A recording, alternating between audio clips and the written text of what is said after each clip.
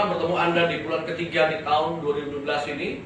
Dan secara khusus saya ingin menyampaikan pesan untuk semua kita jemaat GKTT, bagaimana kita bisa menjadi generasi pemilik.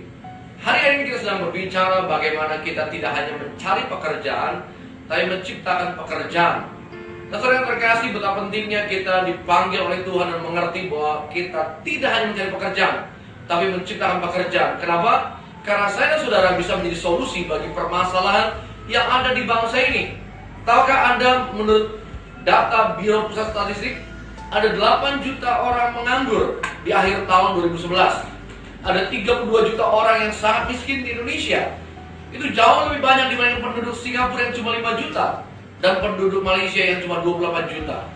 Nah, saudara, kita berkata Yeremia pasal 29 ayat 7, usahakanlah kesejahteraan kota kemana aku buang, dan berdoalah untuk kota itu kepada Tuhan, sebab kesejahteraannya adalah kesejahteraanmu. Artinya, kita bertanggung jawab sebagai gereja, sebagai orang percaya, untuk mengusahakan kesejahteraan generasi kita. Dan saya percaya, saudaraku, waktu saya dan saudara menjadi para pemilik, menjadi para pencipta pekerjaan, maka kita turut serta mensejahterakan kota dan bangsa di mana Tuhan taruh kita. Nah, bagaimana caranya agar kita bisa menjadi para pemilik, menjadi orang yang menciptakan pekerjaan? Ada 3 langkah paling sederhana yang ingin saya sampaikan ke saudara. Yang pertama adalah, mulailah ubah cara berpikir kita. Saudara yang terkasih, Amsal berkata, sebab seperti orang yang membuat perhitungan dalam dirinya sendiri, demikianlah dia. Artinya cara berpikir kita menentukan masa depan kita. Cara berpikir kita menentukan siapa saya dan saudara. Nah, saudaraku, ada banyak orang berpikir yang penting saya dapat pekerjaan. Tapi saya percaya Allah menghendaki Anda tidak hanya mencari pekerjaan, tapi saudara naik ke level lebih tinggi lagi. Anda menjadi orang yang menciptakan pekerjaan, memberikan banyak pekerjaan untuk banyak orang yang membutuhkan pekerjaan. Nah, saudara yang terkasih, Kejadian pasal 1:26, Alkitab berkata, berfirmanlah Allah, baiklah kita jadikan manusia menurut gambar dan rupa kita, supaya mereka berkuasa atas ikan di laut, burung di udara, atas ternak, atas seluruh bumi, atas segala binatang melata yang merayap di bumi. Kata berkuasa di sini digunakan kata dominion. Dalam bahasa aslinya adalah rada. Nah, rada punya arti adalah menguasai, berkuasa, menaklukkan, mengatur, mengambil alih. Jadi bumi dan segala isinya, kita berkata adalah kehendak Tuhan untuk saya dan saudara menguasainya, memilikinya, mengaturnya.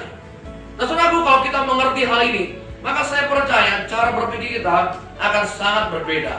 Jadi hal pertama adalah ubahlah cara berpikir. Untuk Anda yang masih sekolah, doa saya, suatu hari Anda tidak mencari pekerjaan, tapi sejak usia muda Anda menciptakan pekerjaan. Dan Anda mulai berpikir, suatu hari nanti Anda adalah pembuat atau pencipta pekerjaan untuk banyak orang. Lalu saudara yang sudah bekerja, hal kedua ini yang Anda harus lakukan. Yang kedua adalah, mulailah berdoa untuk tuntunan Tuhan buat masa depanmu.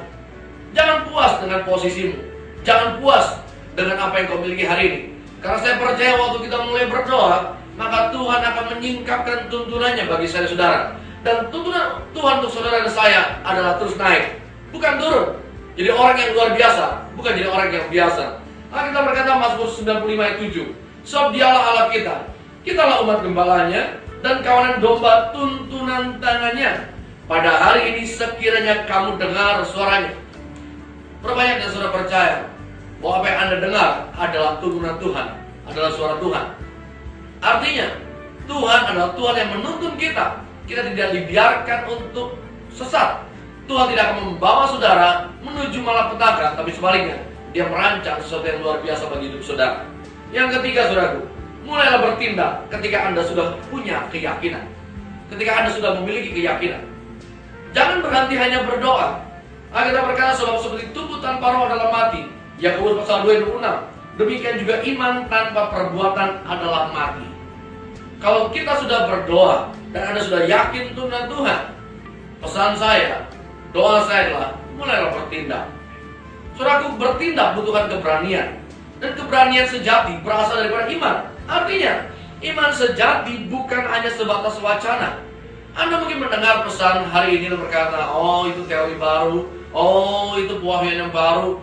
Tapi hanya berhenti di teori atau wacana. Tapi saya percaya adalah kehendak Tuhan kita mempraktekkan apa yang kita yakini. Kita melangkah dengan iman, karena iman adalah tindakan. Dan saya percaya saudaraku, di hari-hari terakhir ini, di akhir zaman ini, Allah menyediakan yang terbaik buat gerejanya. Jemaat Tuhan, Anda tidak pernah direncanakan Tuhan, didesain sekedar jadi para pegawai yang baik, jadi para pegawai yang berhasil. Tapi Allah mendesain saudara menjadi para pemilik, para penguasa, orang yang memerintah, orang yang berkuasa atas segala yang diciptakan oleh Tuhan buat manusia. Tuhan memberkati.